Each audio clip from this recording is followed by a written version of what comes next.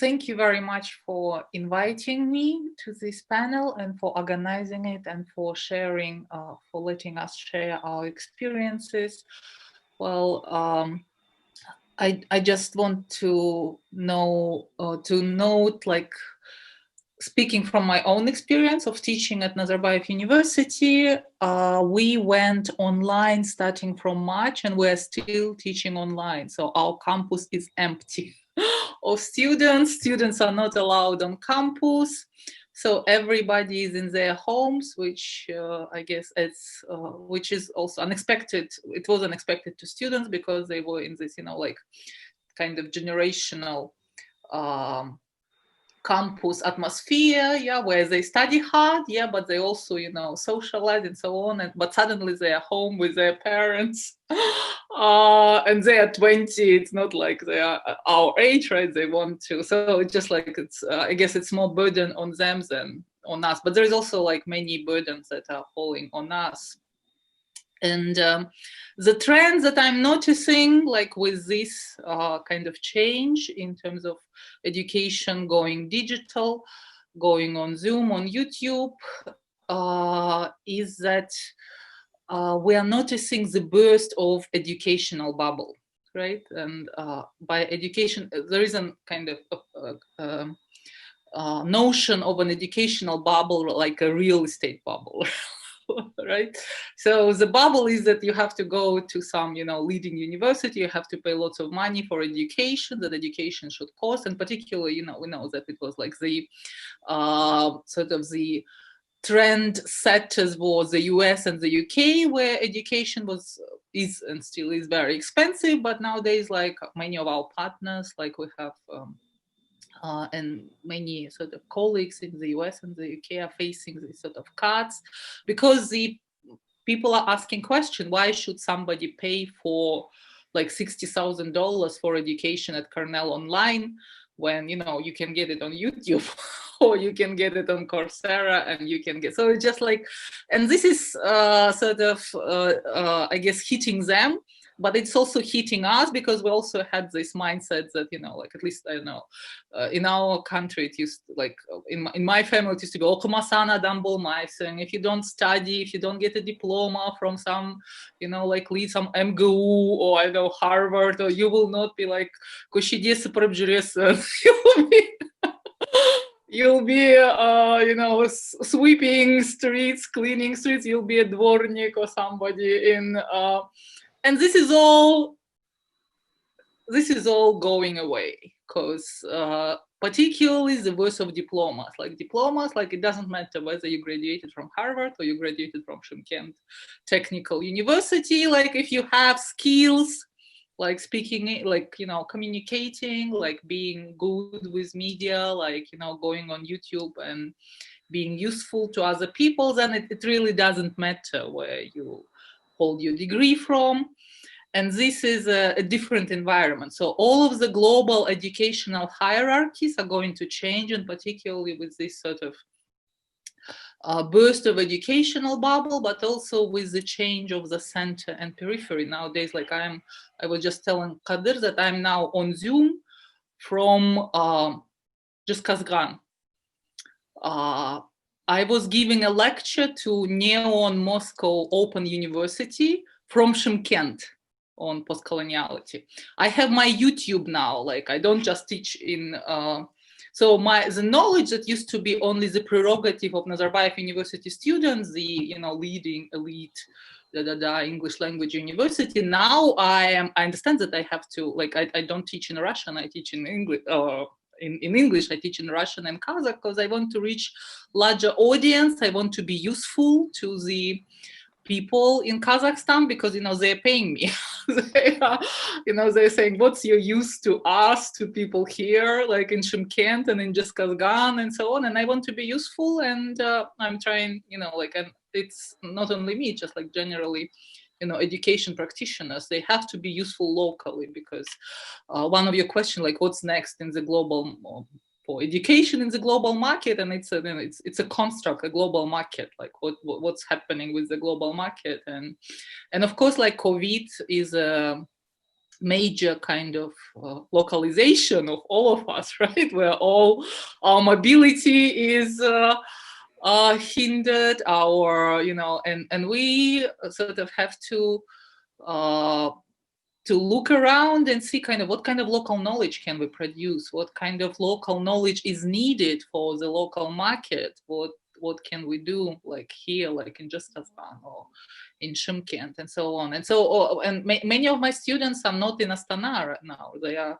and sometimes it makes me really feel good that somebody is, getting on Zoom to listen to some, high brow post-colonial theory from I don't know, Katun Karagay from Shirz Kazakhstan, from the eastern Kazakhstan. So and it's great. So the whole idea of where is the center and where is the periphery and where you have to be in order to be like relevant. Like I can be in just Kazan and be relevant as long as I go on YouTube and teach, and so I don't have to be in Astana, I don't have to be in Moscow, I don't have to be like someplace else. So it's just like it's a major game changer for all of us in terms of localization.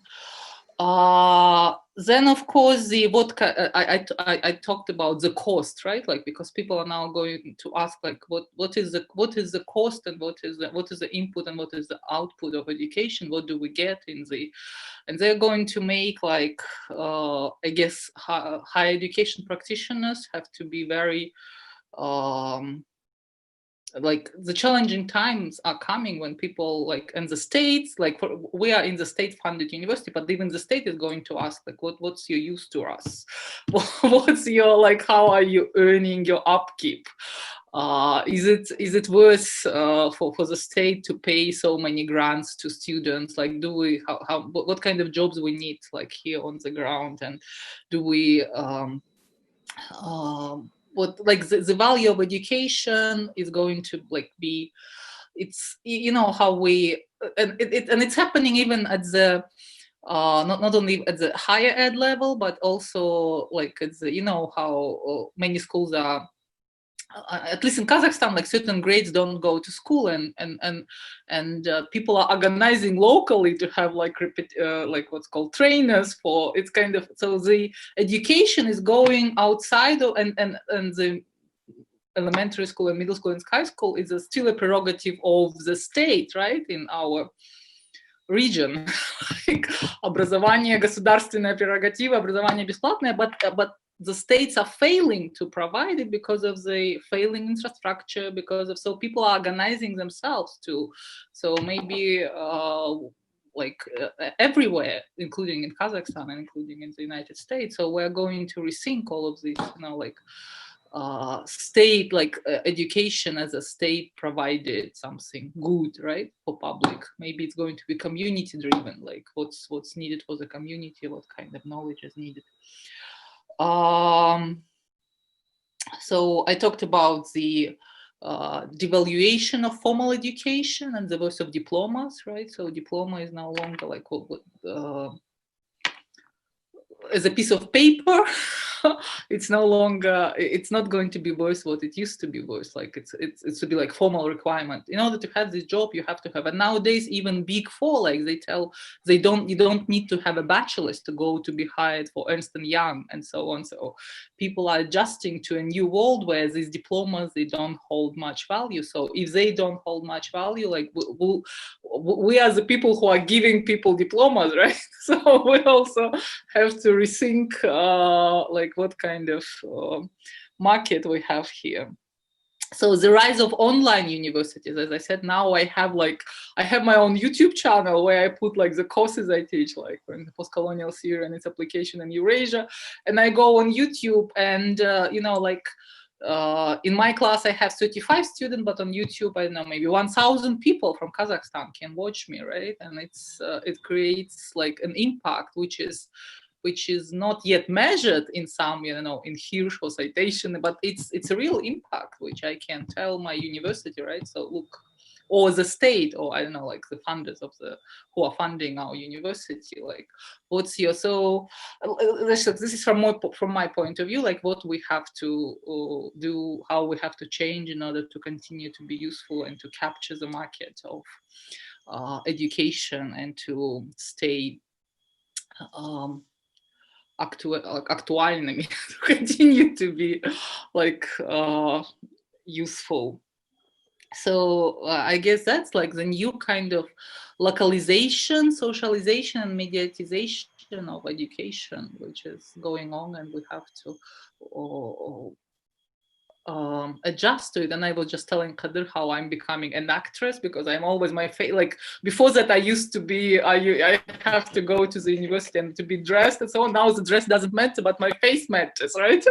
I have to, like I was producing this ethnography in Kazakh and at Kazakh film, and they like put like a ton of makeup on me, and then I just like, oh my goodness, now it's like all of these new skills that I didn't have previously of being putting on makeup for, you know, like a certain kind of makeup, or you know, like being which I am acquiring now because I have to, you know, be presentable and so on.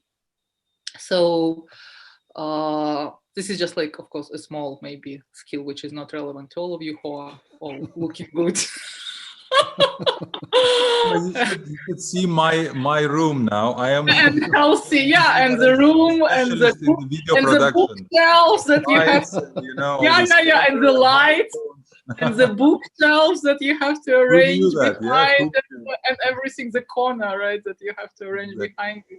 All of these things that you know, and that's actually, that's what you need. You no longer need these huge auditoriums. You no longer, you need your corner, your face, your mouth, and your head, right, to be a talking head from on YouTube or somebody like this. So that's I guess that's my little intervention and contribution to our discussion here. Like if you have questions about how we're doing with all this online education, I'm happy to answer. Thank you.